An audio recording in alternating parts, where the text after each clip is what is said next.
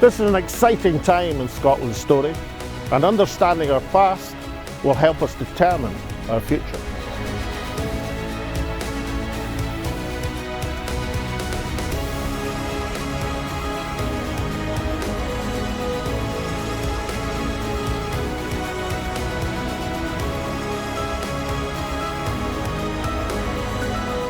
And when Scotland's voice is heard, it charts the way forward.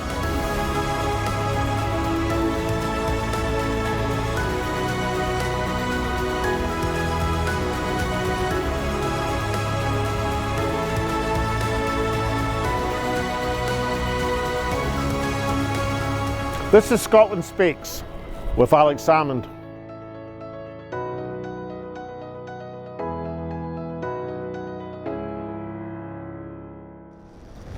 Welcome to Scotland Speaks with Alex Salmond for a very special episode from Glasgow Airport. Well, that's where we start this week's show, at least. Now, you wouldn't expect that this would be the place where you might find wonderful and beautiful works of art. But much like Rialto in Renaissance Venice, we're going to demonstrate that behind these walls it is possible for art and commerce to coexist and flourish. In today's show, we're going to be speaking to and looking at some of the work of the wonderful portrait artist and painter Gerard M Burns, renowned for his brilliant works and his all-over brilliance. Now, some of the most astute of you will have seen that our Glasgow studio is adorned with some of his beautiful works. Today, we'll speak to him in depth about his life and times and the beautiful subjects he's painted and the wonderful paintings that are there for us to see. Over to Alex and Gerard M Burns. Now, you join us at the departure lounge at Glasgow Airport, and all the people going to and fro, if they just cast a moment, they see this amazing work of art, a triptych. Gerard M Burns, the artist, what is a triptych? So it's a fairly ancient device, I suppose. Very simply put, it's three paintings, but three separate artworks which basically create one single artwork. That's the idea behind it. And these artworks are to represent Glasgow, the city of Aberdeen, and also the city of Southampton, and the three airports therein. Well, the AGS group, this was commissioned by the AGS group, and that's the AGS is Aberdeen, Glasgow, Southampton. That's the three cities that are served by their three airports. Initially, when I was commissioned at first, I thought it was going to be simply Glasgow, but it was expanded to include the other two airports. And as you came across the symbolism of these cities and the city crest, you found some really interesting features that inspired the work. Some things are meant to be. This was a really odd brief, basically, and then to answer the brief, I decided I would do something with the coat of arms for Glasgow. It was then expanded to be the other two cities, and to my amazement, when I looked at Aberdeen, I mean, I don't know how many people would know this, but they've got two leopards, and in Southampton they've got two lions. So it ties in with what I've been doing for decades as an artist, the combination of children and the wild animals, which it turned out to be a Gerard M Burns painting. Now, the children are real life kids. Where are they from? I've been lucky enough over years to be involved with a brilliant wee primary school in the East End of Glasgow called St Anne's. I've done a number of things with them. It was important to me that this painting reflected the multicultural nature of the three cities. And in St Anne's they have easily 40 different nationalities under the one roof. So I was able to go speak to the head teacher and they actually gave the kids the whole school a no uniform day so that I could get photographs. And you'll be very popular.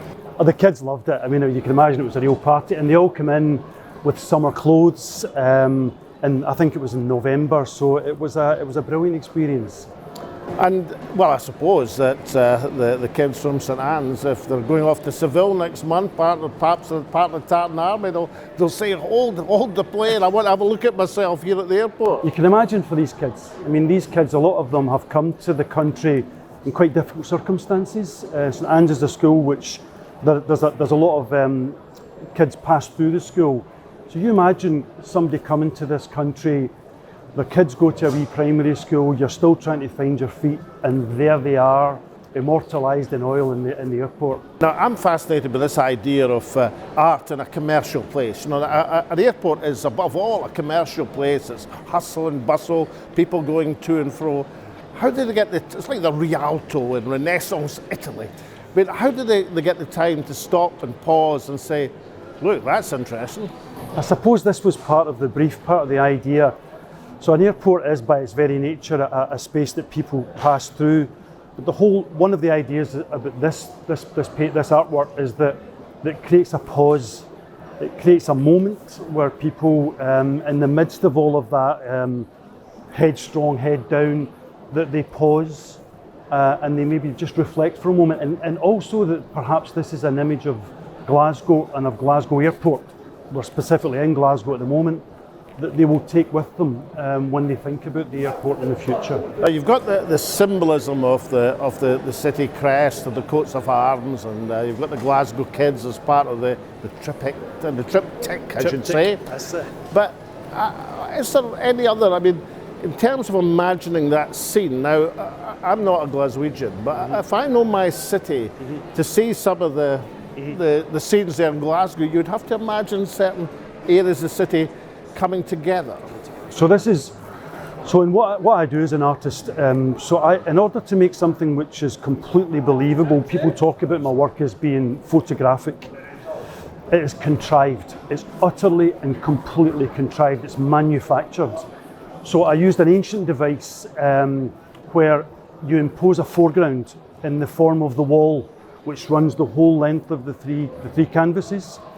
And that allows me to place the cities, the individual cities, as the backdrop. And this one that you can see behind us, anybody from Glasgow will be thinking, well, that's impossible because you'd have to be 50 feet up in the air to have the finishing crane, which we literally were. We put a drone up over the Clyde to get that shot because that is the most iconic image of the city of Glasgow. So it had to be in the painting.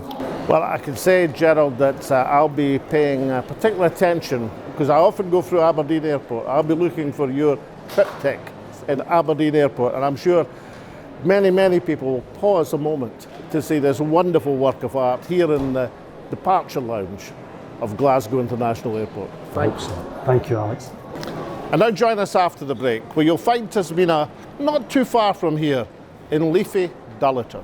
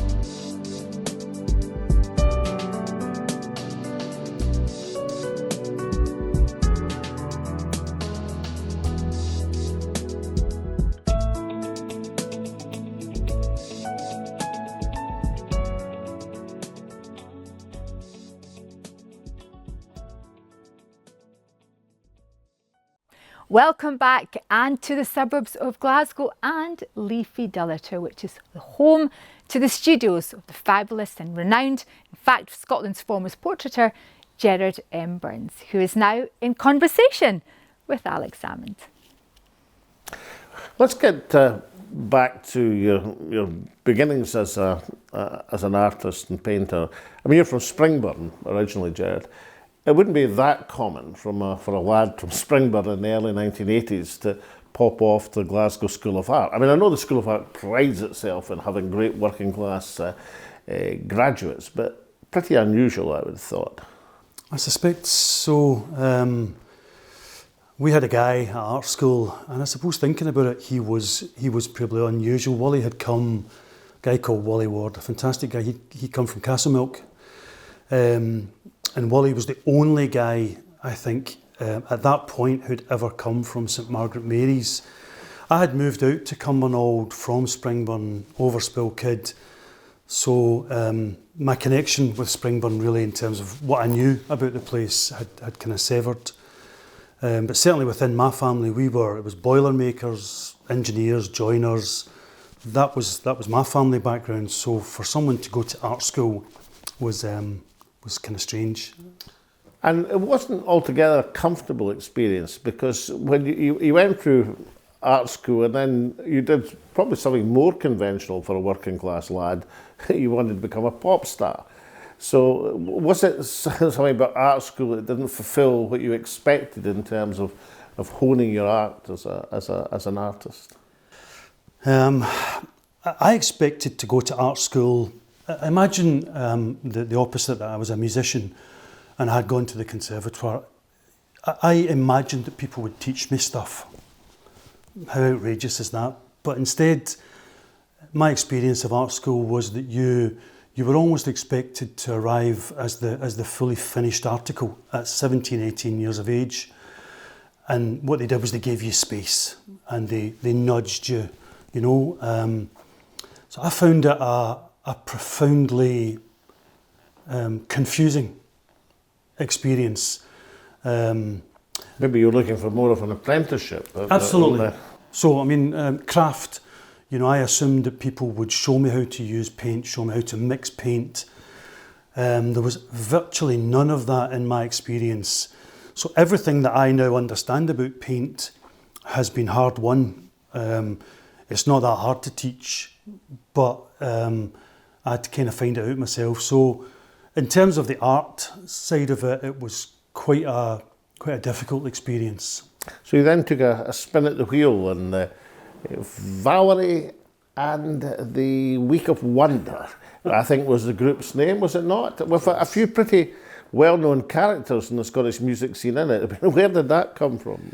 So I suppose that was one of art school itself. So there's a kind of a double track. Art school itself was an amazing experience. The energy in the place, the people that I met, the connections I made, and one particular guy, a guy called Brian McPhee. We set up a band. We were originally called the Jive Turkeys. And I'm not absolutely sure where Valerie and the Week of Wonders came from. It's a late night, I would have thought. It's a really bizarre Eastern European movie, apparently. And that was what we did. Went to art school, you formed a band. You know, there were loads and loads of bands. And really, as we came up through art school, more and more, as I became disillusioned with painting at art school, music was what I wanted to do. So when I came out of art school, that was the push. So you're on the vocals, the bass guitar, unless I'm very much mistaken, this is a bass guitar. Is this the bass guitar? Sadly not, because we were absolutely... Did you smash the old bass guitar? You know, we sold them. Raucous scenes on stage? We sold the stuff. We signed a record deal with A&M Records. Which, you know, is quite something, because you know, there must have 1,000 groups for everyone that gets a record deal. But I mean, what happened? Did you smash up too many hotel bedrooms, or what did you do? We had a few moments, possibly stuff maybe rather not go into. But again, it broke my heart at the end of the day, because we were a good band. We were a really good band, and you need that wee teeny bit of luck. From the thousands of bands who are out there, you need something. We'd signed a record deal, and then basically the guy who signed us moved on 6 months later. So the new guy who came in basically just kicked off all of his bands. We never really got a crack at it. But music's loss, at least commercial music's loss, became painting's gain. So, you know, after that wasn't working out, it certainly wasn't going to earn your living, and you were selling your bass guitar to pay the next week's rent. And you went back to painting, but via teaching. You went into teaching, which obviously gave you a secure income. And was it, as you were teaching the kids at St Aloysius the technique of painting and a bit about art. Suddenly you reignited the fire within you. Was that what was going on? Okay, again, I've got to answer a question in a kind of roundabout way. I always think that whatever profession you commit yourself to, whether it's a dentist or a golfer or whatever, there has to be something other than, if you're happy in that job, there has to be something other than the money at the end of the day. A dentist has to get something out of footering about in people's mouths. They have to. You couldn't do that for 35 years. For me, and this was what I hadn't really factored in when I applied to the teacher's training, and I can remember it really clearly, the first class that I actually stood in front of, I get an endorphin. Something happens between the end of the brush, the paint, and up here, without question. And it was like a bomb going off in my head. I thought, why did I stop this? Why am I not doing it? And that simple experience basically was enough to, right, I'm going to do this again, I'm going to start. So I started making children's book illustrations, anything really just to begin to re-engage with the paint, which very quickly moved on to oil paint once I had a space that I could work in. And from a standing start, I think looking back, I went from zero to quite a high level in terms of what I was actually producing. But that was the catalyst. So I've got to, I mean, so we're in now the 1990s basically, and there's two big influences from your work. One is actually an illustration here, but this is a painting which I know at least as well as you do, the Rowan, which used to adorn the First Minister's office in Holyrood, and which I've tried to explain as best I could to a range of dignitaries from across the world, and every single one of them wanted to get their picture taken in front of this picture. And so all of the meanings of this picture of the crows and the Latin and I used to tell them that basically it was a painting of a saltire, the flag of Scotland, with a group, perhaps even a family group of people. But basically the painting was about hope. Exactly right. And would I be reasonable? Exactly right. Yep, exactly right. And that message is embedded through the crow specifically, and the wee bit of graffiti. I found it fascinating when the Latin for tomorrow. For tomorrow. And which is the sound that the crow makes, the craw craw, which in Latin, crass, literally means hope or tomorrow, I believe. So this was me I hope so, because otherwise I've misled countless diplomats and politicians from around the world. Yeah, as far as I'm aware, I did ask a few of the classicists in St Aloysius, but this was me really kind of flexing my muscles. This was the first of a series of paintings where, harking back to antiquity, harking back to my heroes, Velasquez, Rembrandt, where what they did was they took separate bits, and they reassembled those to create a narrative. So none of the paintings that they made, none of those figure comps actually took place. They were all created one bit at a time. So for me, the idea that you could embed a narrative in this way, and obviously the saltire itself, which occupies sort of 80% of the canvas. And you know the saltire, you're a patriot. The saltire has an emotional pull in you, as emotional tug, and when most Scots have got a heart, at least. But what about is there something else about the saltire and the figures you've depicted with it? I mean, you have a whole range of figures who travelling hopefully with their saltire, as this family group is, or perhaps young lassies going through woods carrying a saltire. A New Journey is one of your paintings that I'm familiar with. Became a Christmas card of the First Minister, if I remember right. I mean, is there something about the imagery and the symbolism of the saltire that has more than just the attachment to Scotland? As an artist, you are constantly looking for the thing from all of the infinite number of possibilities from all of the infinite number of things that I could be doing as an artist, you're looking for the thing that pops out at you. And everywhere I went in the world, every photograph, when there was a saltire, it literally jumped out at me. So when I decided to start to make, this was the first one, I couldn't believe that other people hadn't done it. To me, it was that obvious. And I suppose the slightly, what could you say, crass or the trite answer to the question is that I think it just looks beautiful. You know, and again, harking back to the Renaissance, they would use fabrics in that way that they would have a piece of cloth, they would have drapes, simply because they were beautiful. And that shape, as I say, it just always.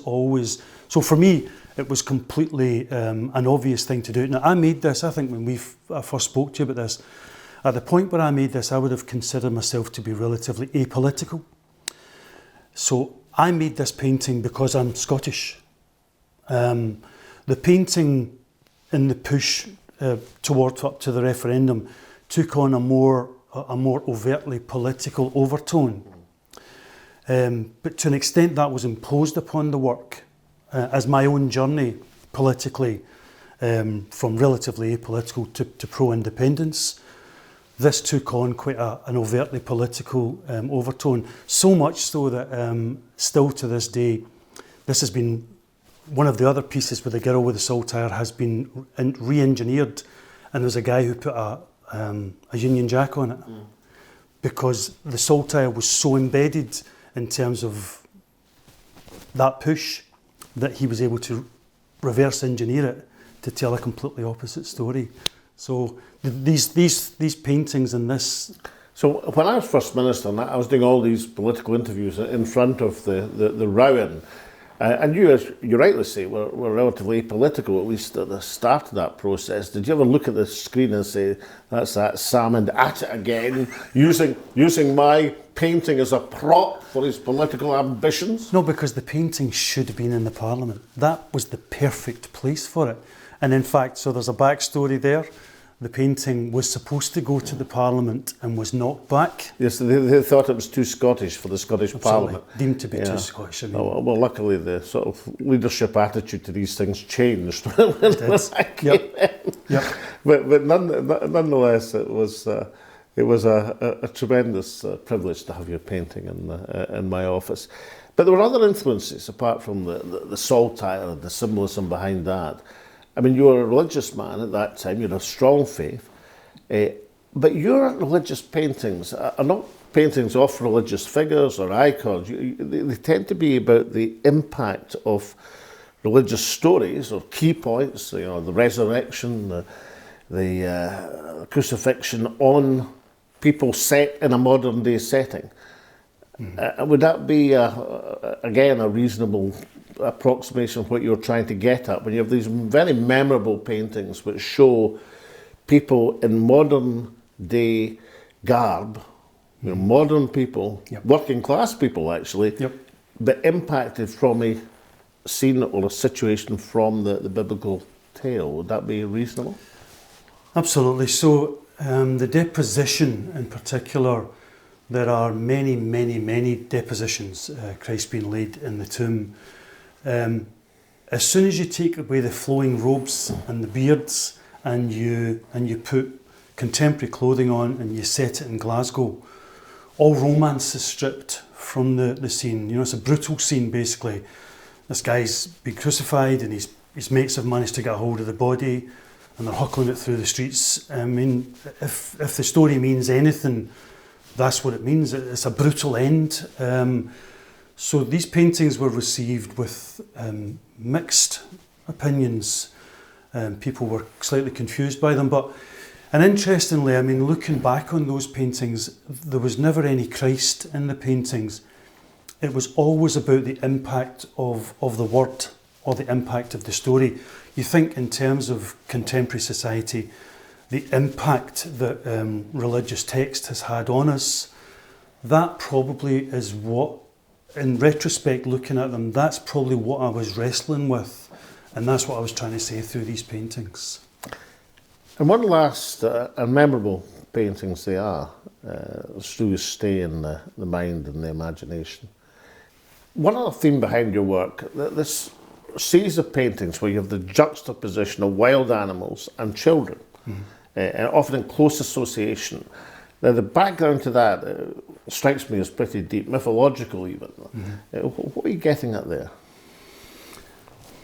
I could try to think up a clever answer for you, but sometimes things just happen in the studio. Everything that's in my work, there will have been a specific start point. The wolves are in my work because I wanted to make something based on the Orphean myth. The fact that Orpheus, with the power of his music, was able to tame the wild beasts, the trees, the rocks, the wild animals. And when the wolves appeared in the studio, they really just never left. And I discovered, it wasn't because I was being clever, I discovered that juxtaposition, as you say, when you place a child in that context with these two wild animals, there's an implied narrative. And actually people have come to me and told me what they feel, what these paintings make them think. So I don't have a specific, I'm simply bringing together symbols and playing with shapes and colours and ideas in the studio. Probably if a psychologist was to really dig deep, they'd have a field day. And at what point did, when teaching at St Aloysius, reigniting your painting as an art and an interest and the satisfaction you were getting from it, at what point did you say, well, goodness, I'm going to make a living out of this, so I'm going to go full-time on painting and take away any life raft or support, but I shall justify myself by what I can sell. So I didn't so much jump as was pushed.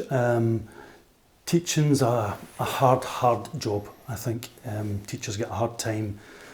It's the hardest job I've ever done, and it beat me, basically. After 10 years, I had a complete nervous breakdown, lost all my hair, and basically there was no choice really then. I knew that I was done with teaching, but you can imagine the conversation between my wonderful wife and myself. Listen, Hen, good news, I've decided, I know I've just had a nervous breakdown, but I've decided I'm not going back to teaching. I'm going to go full-time as an artist. And to her credit, Ellen came with me on that journey. And what I couldn't have factored in when I decided to do that, and it was really a big gamble, 3 wee kids, mortgage, the difference between how I was perceived as a teacher who painted and a full-time artist, my work tripled in value overnight. Not from like £500 to £1,500 from, but the number. And these were the same paintings, not because your work more or less just getting better. This was the same work. Yeah. So it's to do with perception. If I take it seriously, and credibility. If you take it seriously, I'll take it seriously. And I think in terms of credibility, the fact that I had made that leap, it just happened that the work just went up in value. So the big worry was the number every month. You need to make a certain number every month, otherwise it's a hobby. And actually, in fact, the number took care of itself, so much so that Ellen was able to, she was a health visitor, she was able to stop what she was doing and come and work with me.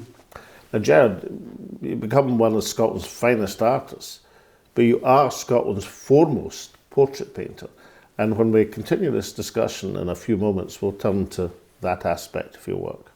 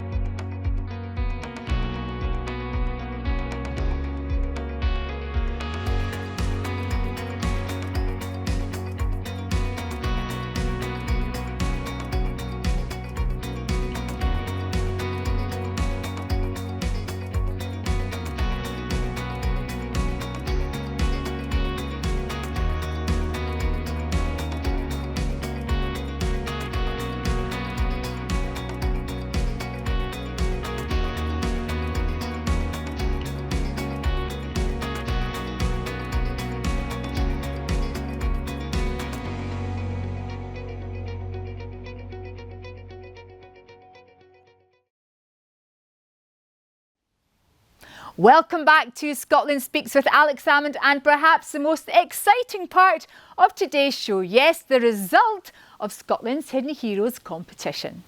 Now, as you know, over the past number of weeks, Alex has featured 8 of Scotland's Hidden Heroes. These are people who have achieved greatly for Scotland, but perhaps not as recognised or as remembered as they should be.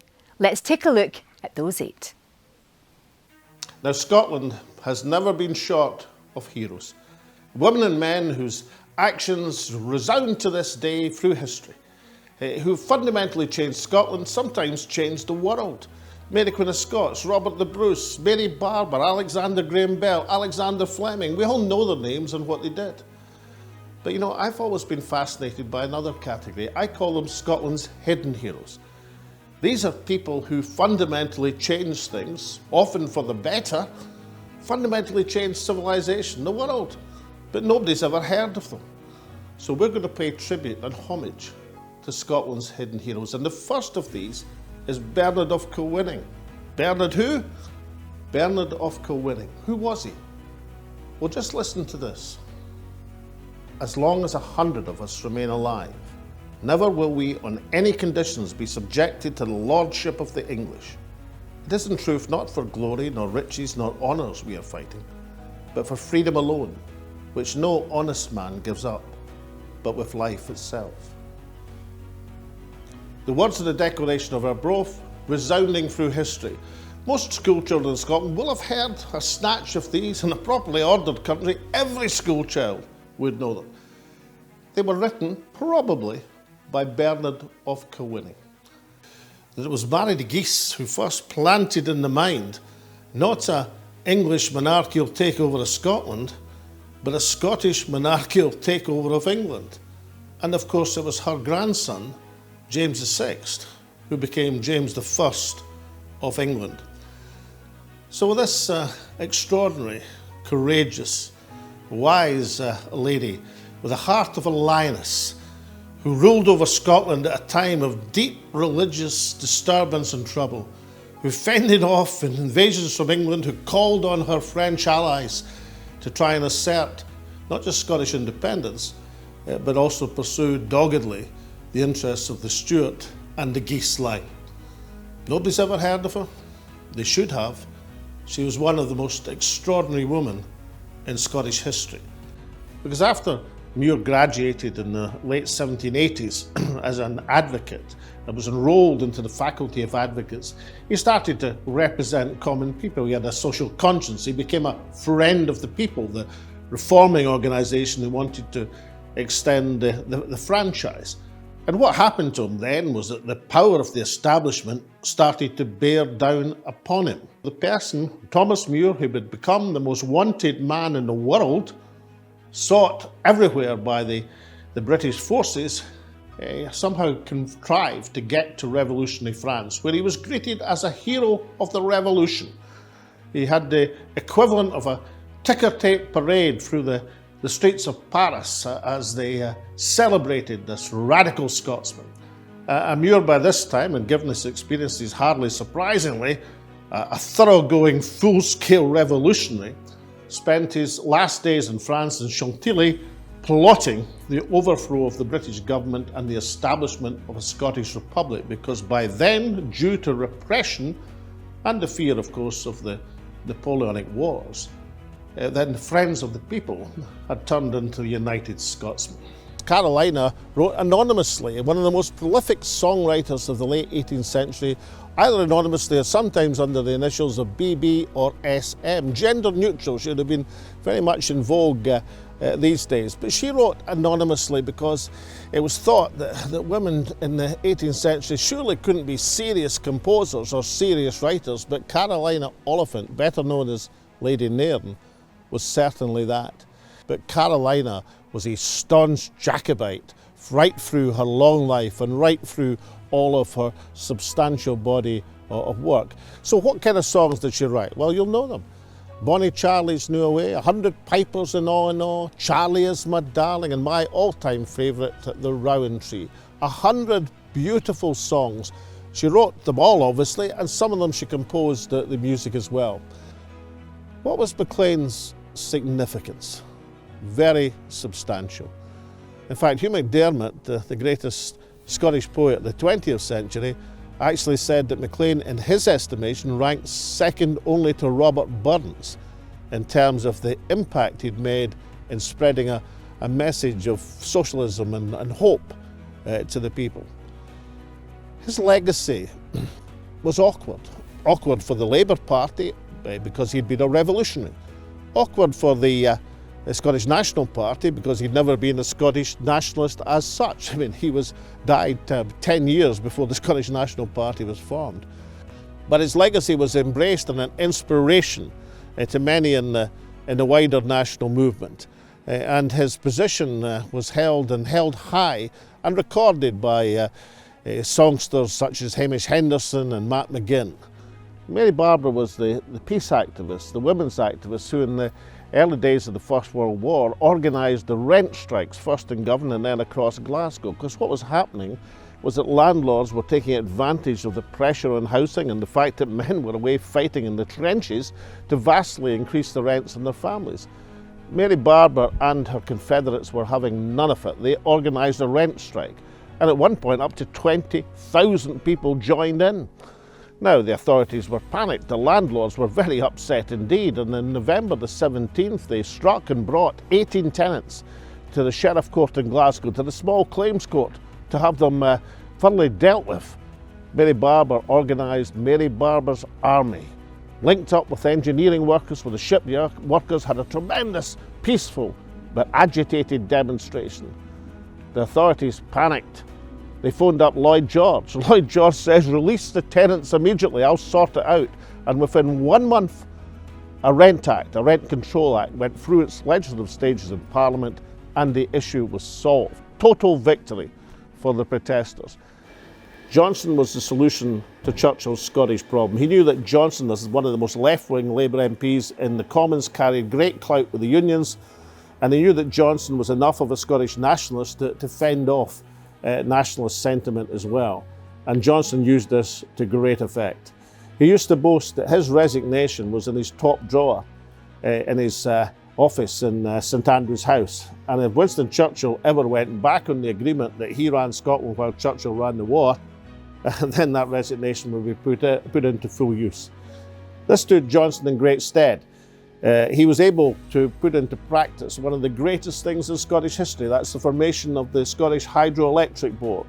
And in 1943, he powered legislation through the House of Commons with emergency powers of compulsory purchase so that the great ambition for hydroelectricity was able to be started, which came into full flourish after the war, when Johnson, of course, appointed himself as the second chairman of the North of Scotland Hydroelectric Board. Mary Mitchell Slessor. Her family was from Aberdeenshire, but Mary was brought up in the slums of Dundee, and by the time in the 1870s she was inspired to become a missionary. Her Presbyterian faith drove her to Africa. She was in her late 20s and a skilled jute worker. But Mary had a further mission in mind. Mary carried her mission to the Cross River State area of Nigeria. That's in the southeast of the country, jutting out into the Atlantic. It was a place in the 1870s where male missionaries feared to tread. Many of them had met their fate and their end in that area, but that was of no deterrent whatsoever to Mary Slessor. And for 40 years she carried out her mission there, becoming known as the White Queen of the Okiong people. She saved literally thousands of youngsters from infanticide, which was one of the common practices of the tribes at the time, particularly when twins were born. And she brought the message of hope and religion and faith to these people and devoted 4 decades of her life until her death in 1915.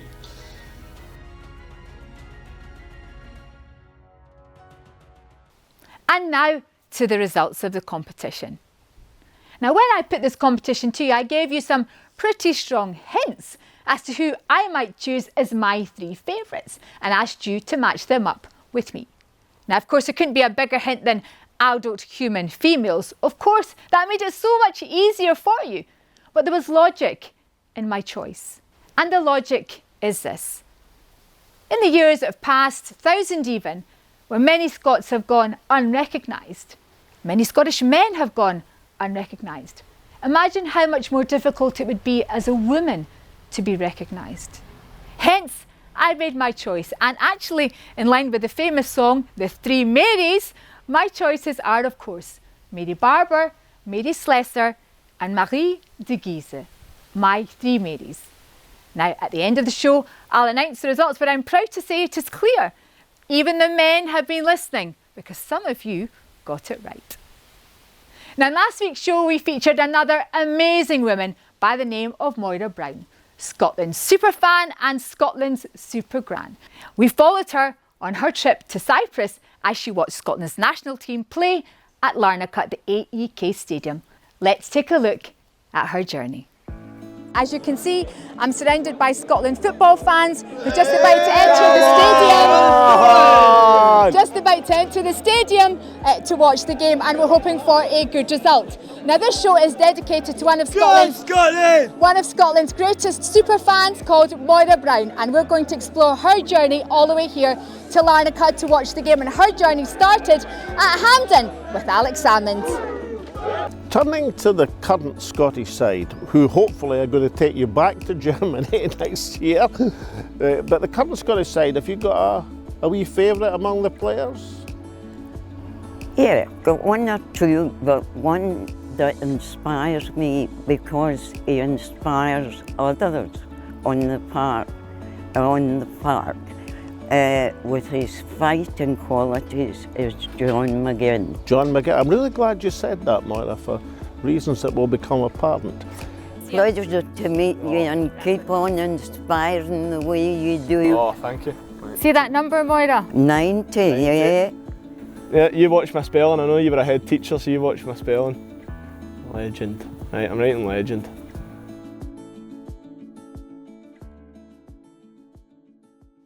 And now to your reaction to last week's show. Stephen Barrett says, "Brilliant, Moira, what a wonderful woman. All of your Wester family is blessed to call you our dearest friend." Amber McLeod says, "Always a fantastic show. Love Alex Salmond. Respect." Ross Hamilton says, "This is brilliant. Listening to Moira can't help but put a smile on my face. What a lovely woman, and John McGinn was great with her. Good show as always, thanks to all involved." Azulin Ho says, "Moira would get an honorary Granny Award for me, Mon Scotland." And Hector McLeod says, "One of my favourite episodes of the show so far. Love hearing all Moira's stories of following Scotland. Inspirational woman." Yes, she is indeed. Thank you very much indeed for all of your tweets, messages and emails. Please do keep them coming in. And I should say, during the entries we received for Scotland's Hidden Heroes, you were so very kind and generous with your words about the show and what you'd like to see in it. Thank you so much for being so generous with your time and words in that respect. Now back to the theme of today's show, and of course, the renowned artist Gerard M Burns, who's in discussion with Alex now specifically about some of his amazing portraits. Over to Alex. Well, one of the benefits of being a full-time serious artist and a successful one is you get amazing studio facilities such as this built in the grounds of your own home, and that must be transformational and allowing you to pursue your art. It's impossible to overstate how important this space is to me. I spoke earlier about the idea of getting an endorphin from the end of a brush. If I don't get a lift every time I walk through these doors, then this is going wrong. This is where I am. This is the creative hub. And if this space doesn't work, then it's time to do something else.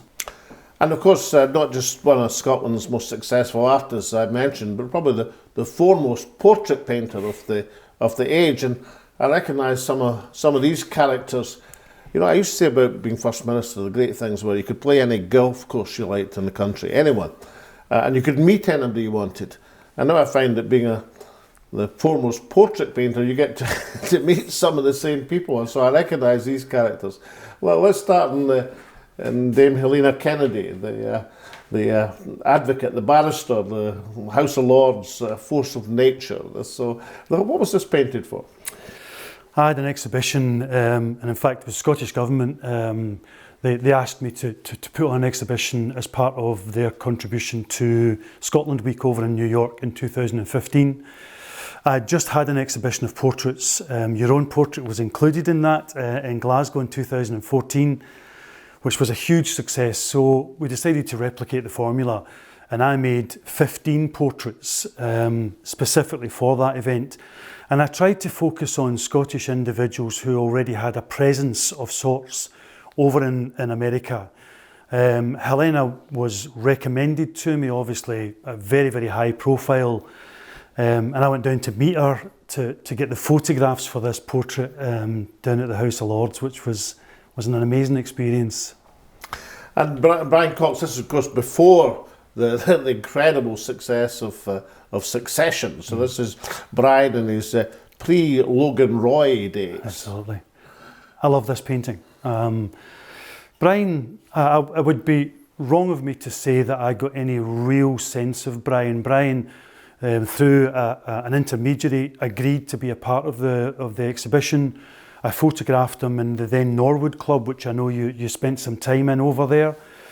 And I got a series of amazing photographs, but I mean, to mix my metaphors, he was quite literally a blank canvas. He didn't impose himself on the project at all. He was quite happy for me. And every time I would say to him, do you want to see these photos? His attitude was, no, if you're happy with them. But I think, again, this is a real Renaissance, Rembrandt-esque. Okay, I'm overstating it, but you know, the lighting, the direction of his stare. I love this painting. Brian, he hasn't really engaged with the finished work, so this remains here with me. But should he decide he wants it, then the painting ultimately would belong to him. Well, like Helena, a great friend of the show, I mention it to him. It's a most remarkable work. And of course, another friend of the show, the late Dodie Weir, is one of your most remarkable subjects. I mean, the painting of Dodie is just, well, it's just Dodie, that's Absolutely. What it is. What was it like painting such a legendary figure? So that came about a slightly circuitous route. I'd agreed to paint Dodie as part of a fundraising exercise. They did a big event over in Hong Kong. And I think Dodie's portrait is a good example of what a portrait actually is. Had I painted Dodie 5 years previously, it would have been a completely different painting.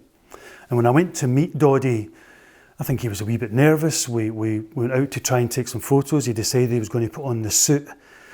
And Dodie, what I learned about Dodie is that to make people feel at ease, he would act the clown. That was what he did. And I had all these goofy shots, these kind of a big daft shapes and his leg up and all that. And eventually I had to say, Dodie, I think this is completely wrong. You're in a really difficult place right now. This has to be quite a serious painting. It needs to have some pathos. And actually the day that we were taking the photographs, it was freezing cold. We were getting to the end of it. And I said, I want you to put your hands in your pockets and stare straight to camera. And he couldn't get his hands in his pockets. Kathy had to come and put his hands in his pockets, so the shine was off it completely. And that last series of images I got of him straight to camera, and you can see the pain across his eyes. Those were the ones, without question. And I imposed the background on it. I wanted it to be of the borders.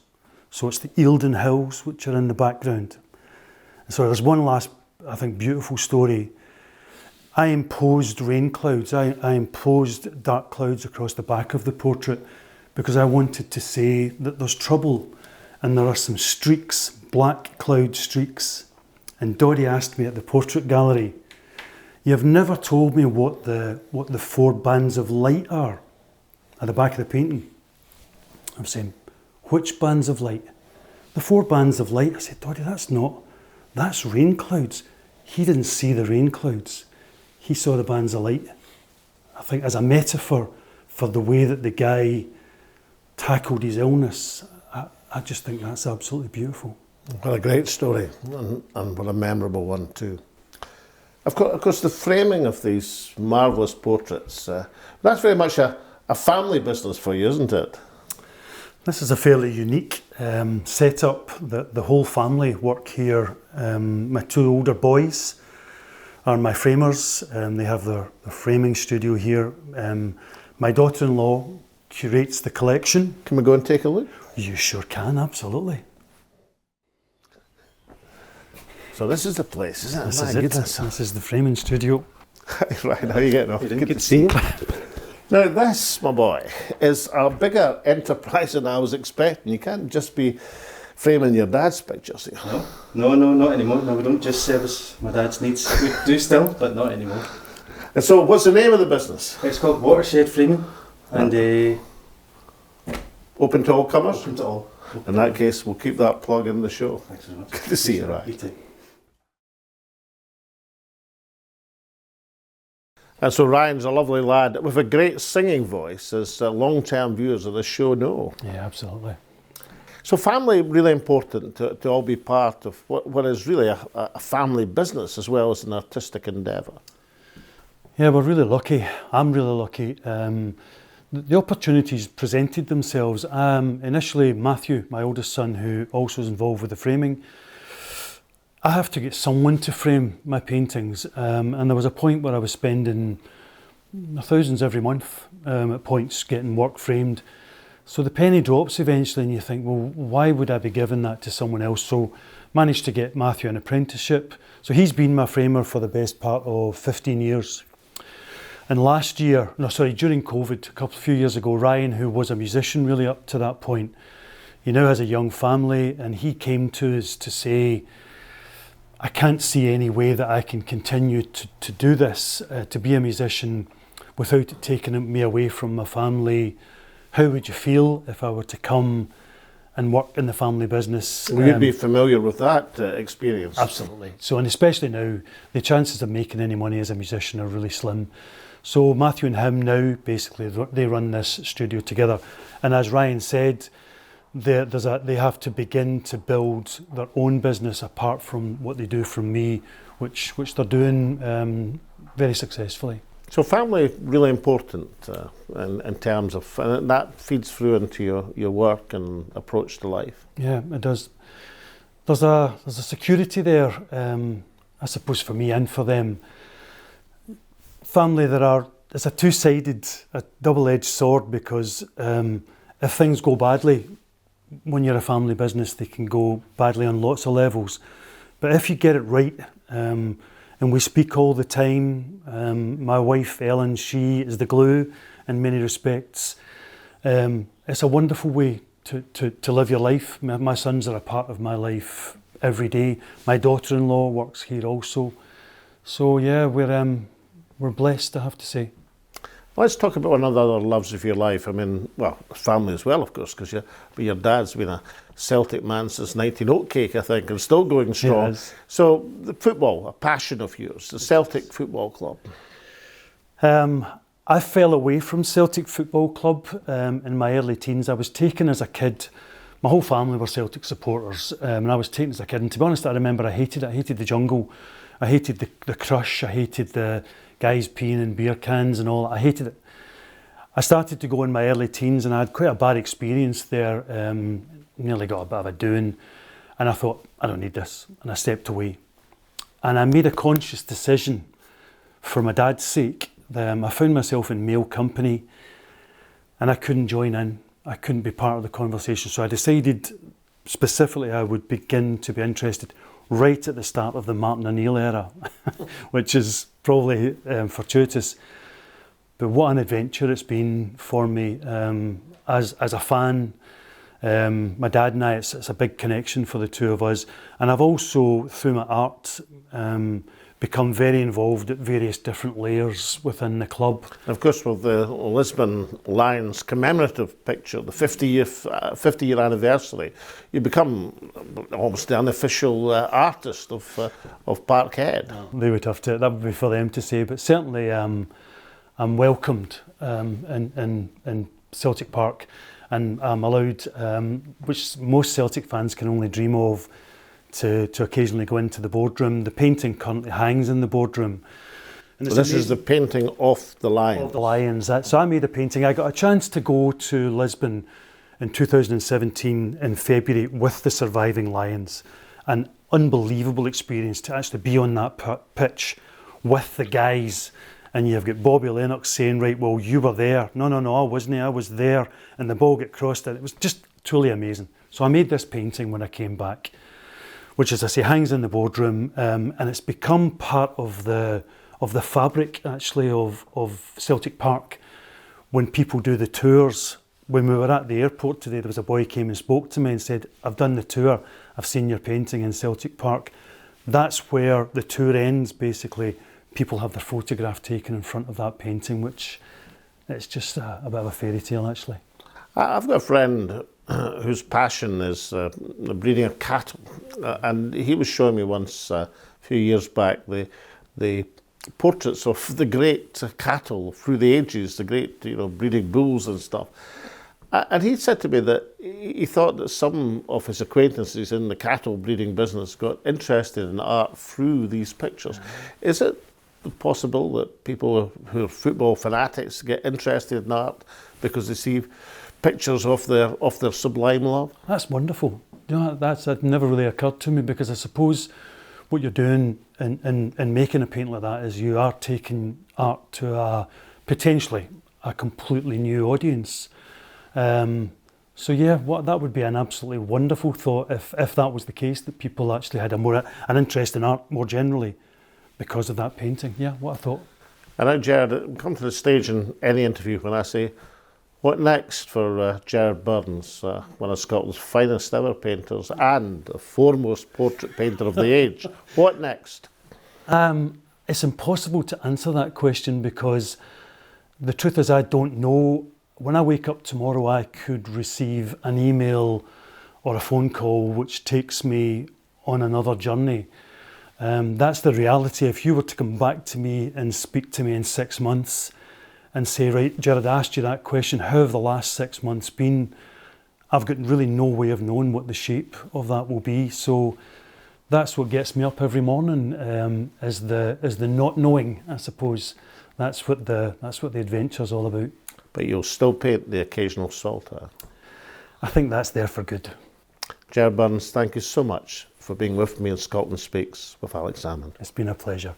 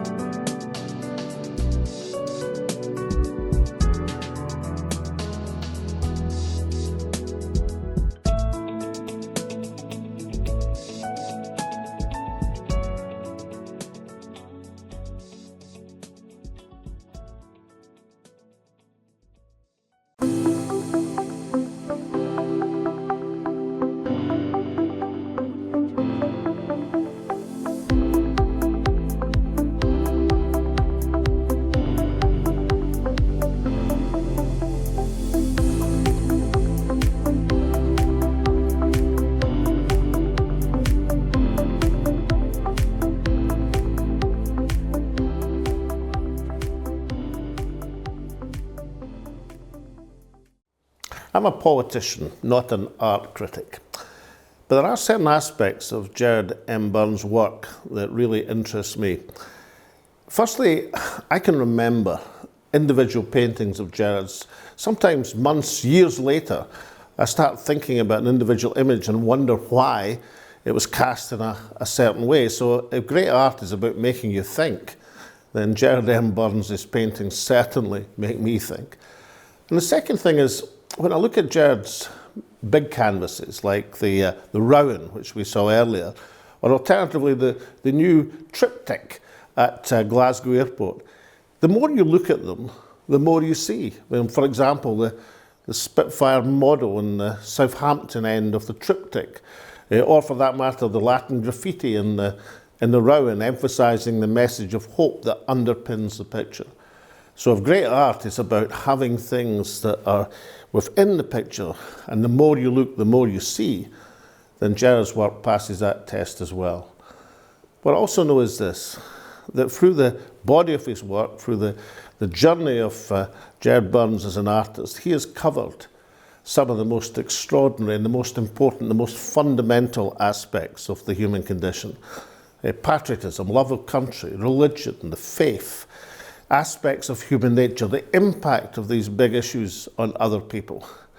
And he has exemplified that in a way that few other artists have ever managed. He has very much given us the portrait of Scotland. Well, that brings us to the end of this week's very special show from Gerard Burns Studios here in Dulwich. What a pleasure it was to film it, and hopefully you will have enjoyed watching it. Gerard M Burns, what a talent and what a lovely person. And now to the moment I know you have all been waiting for, and that is the winners of Scotland's Hidden Heroes competition. And here you are. Congratulations to you all, and bags of Scotland Speaks with Alex Salmond goodies will be on their way to you shortly. Can I pay special tribute to one of the gentlemen who won the competition because you were listening to this woman when she was speaking, hence your reward. Anyway, with that we come to the end of this week's show, and a reminder that you can watch us every Thursday at 9 o'clock on YouTube, Facebook, Twitter, Apple Podcasts and Spotify. We do hope you'll tune in and send us your comments from this week's show. So from the studios of the wonderful Gerard M Burns, we bid you farewell.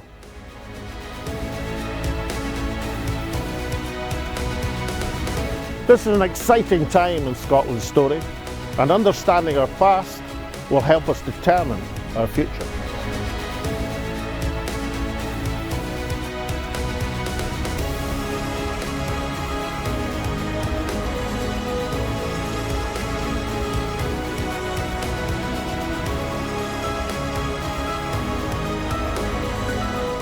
And when Scotland's voice is heard, it charts the way forward.